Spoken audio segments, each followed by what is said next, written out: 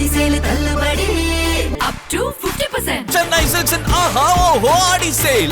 Summer holidays வந்தாச்சு, நம்ம GT Holidays வந்தாச்சு. GT Holidays, South India's #1 travel brand. தெரிக்கவிடும் காரம் நிறம் சுவையை தருகிறது. ஆச்சி மிளகாய் தூள் தெரிக்கவிடும் காரம் நிறம் சுவை.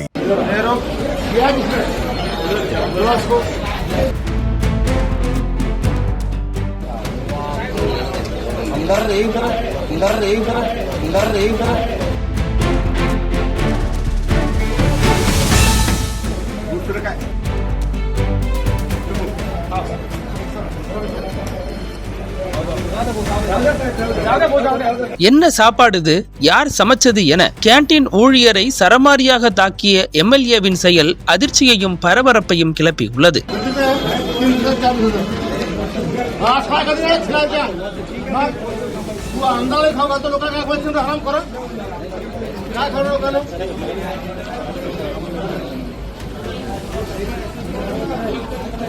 மகாராஷ்டிரா மாநிலத்தில் முதல்வர் தேவேந்திர பட்னாவிஸ் தலைமையிலான பாஜக, சிவசேனா, தேசியவாத காங்கிரஸ் கூட்டணியின் ஆட்சி நடைபெற்று வருகிறது. துணை முதல்வர்களாக சிவசேனா தலைவர் ஏக்நாத் ஷிண்டே மற்றும் தேசியவாத காங்கிரஸ் தலைவர் அஜித் பவார் ஆகியோர் பொறுப்பு வகித்து வருகின்றனர். இந்த நிலையில் மகாராஷ்டிரா மாநிலத்தில் மழைக்கால கூட்டத்தொடர் நடைபெற்று வருகிறது.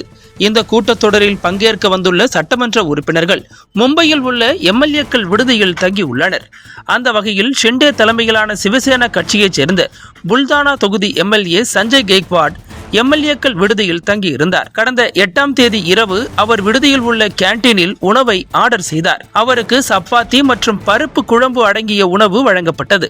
ஆனால் பருப்பு குழம்பு தரமற்றதாக இருந்ததால் உணவை உட்கொண்ட சிறிது நேரத்தில் அவருக்கு உடல்நலக்குறைவு ஏற்பட்டுள்ளது.